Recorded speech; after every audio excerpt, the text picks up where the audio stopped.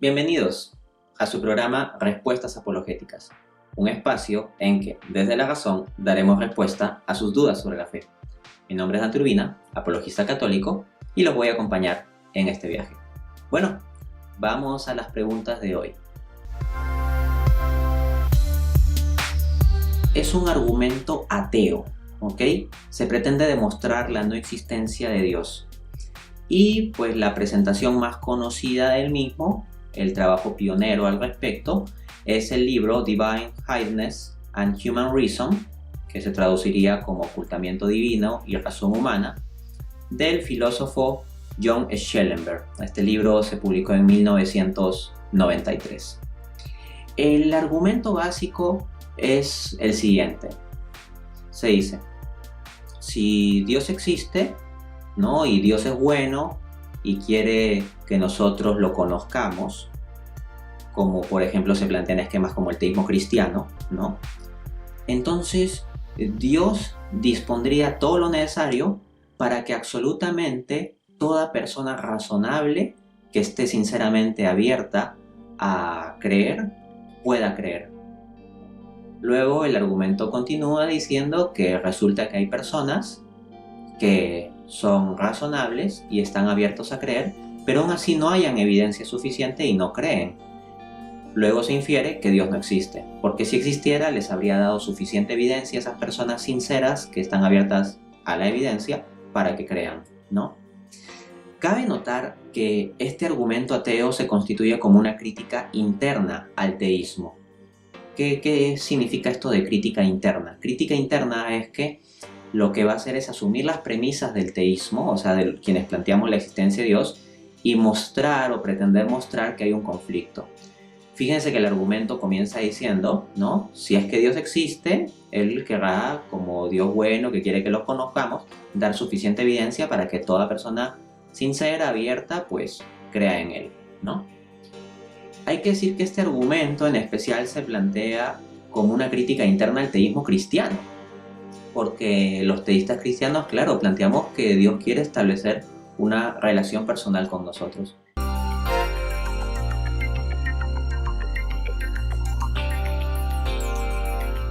Ok, entonces vamos a tomar a un pensador cristiano, el gran matemático y filósofo francés Blaise Pascal, quien en su famosa obra Pensamientos escribe lo siguiente.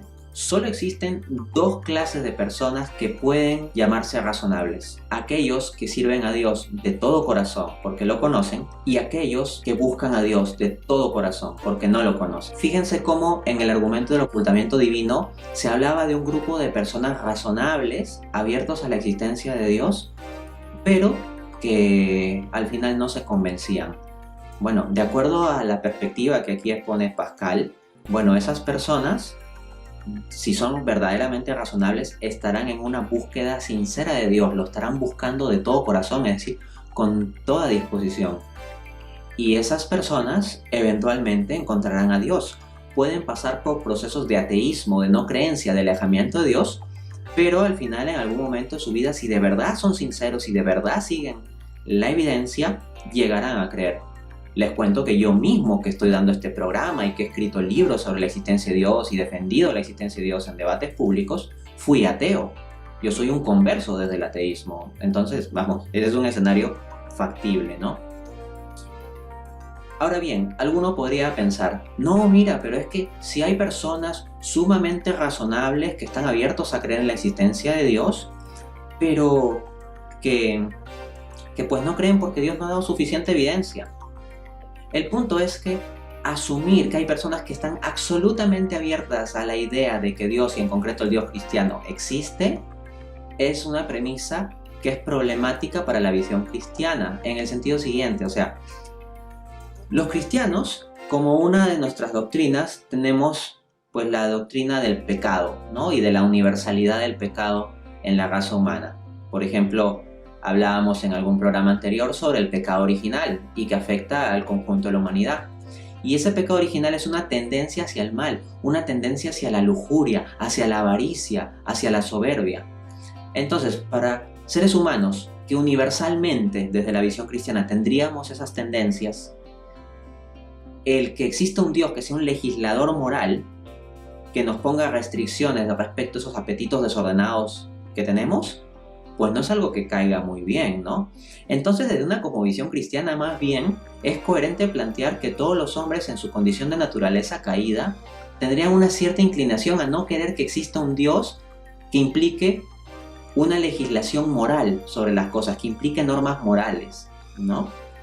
Desde esa perspectiva, el que cualquier ateo pueda decir, bueno, yo estoy abierto a la creencia en Dios, desde una cosmovisión cristiana, hay que decir, mira, pero tú tienes la concupiscencia y eso no te da total apertura porque esa concupiscencia te implica una tendencia que no quieres a un legislador moral, en el fondo. Y eso se evidencia en la gente. Vamos a tomar un caso paradigmático para mostrar esto. El del gran filósofo y matemático Bertrand Russell. Resulta que de Bertrand Russell hay una anécdota que él cuenta, no una anécdota exactamente, sino una curiosidad que él contó en alguna ocasión, ¿no? A ver, entonces cito a Moisés Weisman, quien nos refiere esto. En alguna ocasión le preguntaron a Bertrand Russell, ¿qué diría si al morir se encontrara ante Dios, quien lo juzga por su incredulidad? Russell respondería, Señor, no me diste suficientes evidencias. Fin de cita. Entonces, claro, la respuesta de Russell ante Dios es, oye Dios, mira, yo cómo voy a creer en ti si tú no me diste evidencia suficiente. ¿Qué significa eso? Que la carga moral de no haber dado evidencia suficiente supuestamente está en Dios. La carga moral no está en Bertrand Russell porque Bertrand Russell, de acuerdo a su perspectiva, sería una persona totalmente abierta a guiarse por lo más racional y resulta que Dios no le dio suficiente evidencia. Entonces la culpa es de Dios y no de Bertrand Russell. Lo que vamos a mostrar más bien es que esa idea puede problematizarse. Miren, vamos a leer el argumento ateo por el cual Bertrand Russell dejó de ser creyente y se convirtió en ateo.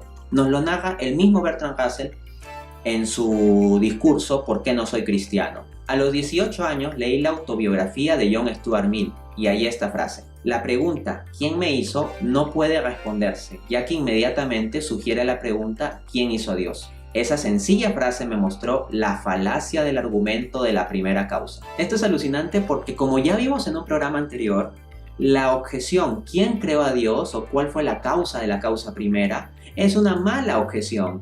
Incluso les cité a un ateo que en su página explícitamente decía que se trataba de una objeción que es débil, o sea que no constituía una objeción fuerte. El punto es que un hombre tan inteligente como Bertrand Russell tenía perfectamente la capacidad de darse cuenta. Incluso hay filósofos ateos reputados que consideran precisamente que la objeción ¿y quién creó a Dios? Es una mala objeción. Que Bertrand Russell haya sido convencido del ateísmo a partir de una objeción tan mala es muestra de que no está racionalmente tan atento o tan abierto como él pretendía.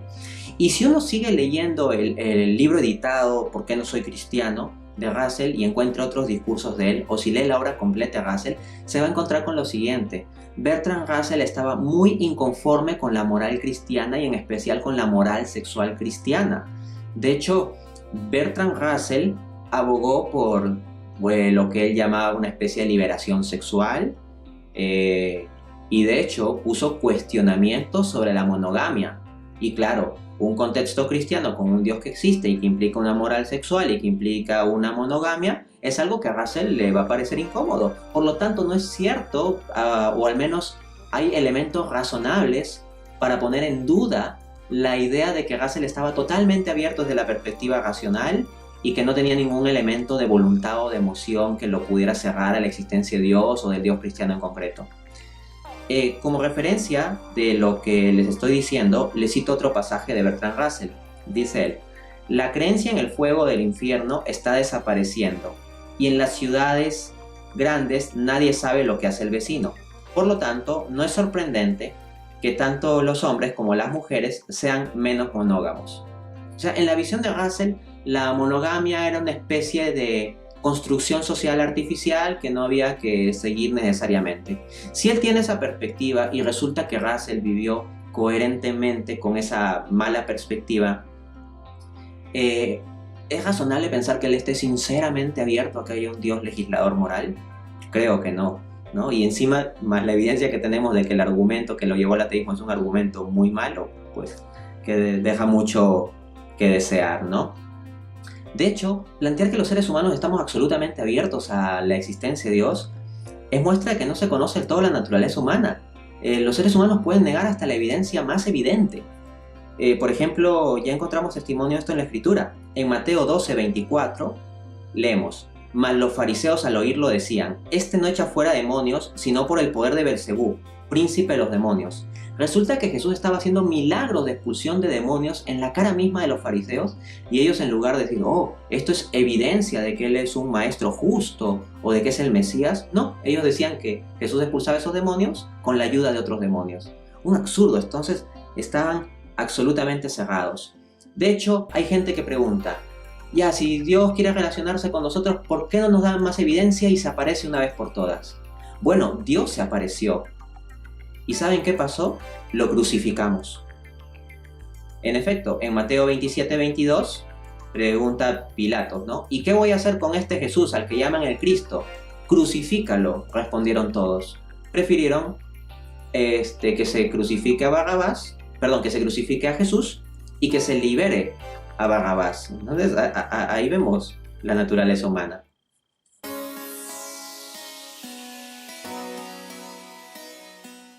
Para responder esto, me voy a valer nuevamente de una frase de Pascal, quien dice: en lugar de quejaros de que Dios se oculta, dadle gracias de que se haya mostrado tanto, y le daréis gracias también de que no se haya descubierto a los soberbios listos, indignos de conocer a Dios tan santo. Entonces, Pascal está diciendo que Dios sí nos ha dado suficiente evidencia. O sea, en lugar de quejarnos de que, oye Dios, ¿por qué te ocultas?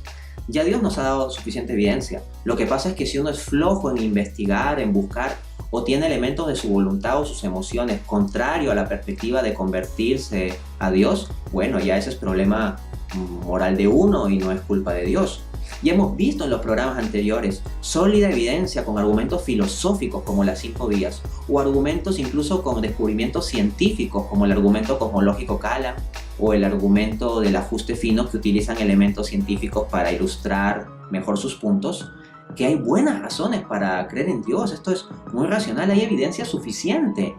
Y sin embargo hay gente que lo sigue descartando, ¿no? De hecho, Pascal dice en otra parte: hay claridad suficiente para iluminar a los elegidos, y oscuridad suficiente para confundir a los réprobos, y claridad suficiente para condenarlos y hacerlos inexcusables. ¿Cómo es esto? O sea, Pascal está diciendo que Dios permite una cierta oscuridad, un cierto ocultamiento. ¿Y por qué permite ese ocultamiento? Para que personas que no lo buscan de sincero corazón no lo encuentren. Porque Dios no quiere simplemente que conozcan que Él existe, así como yo puedo conocer que existe una silla o una mesa, sino para establecer una relación personal de amor. Y personas que no se pongan en ese contexto de relación personal de amor, pues tendrán a Dios oculto. Pero al mismo tiempo, Dios ha dado evidencia suficiente para que quienes no llegan a creer en Él no tengan excusa, porque la evidencia es suficiente para que todo hombre razonable pueda llegar a creer. Desde esa perspectiva, el hombre soberbio que no quiere abrirse a esta posibilidad, pues se condena en su propia soberbia, no por falta de evidencia, no porque uno sea inteligente debería no creer en Dios. Al contrario, hay gente inteligentísima a lo largo de la historia, desde los primeros tiempos hasta hoy en día, que ha creído en Dios. El creer o no creer no es un asunto de inteligencia.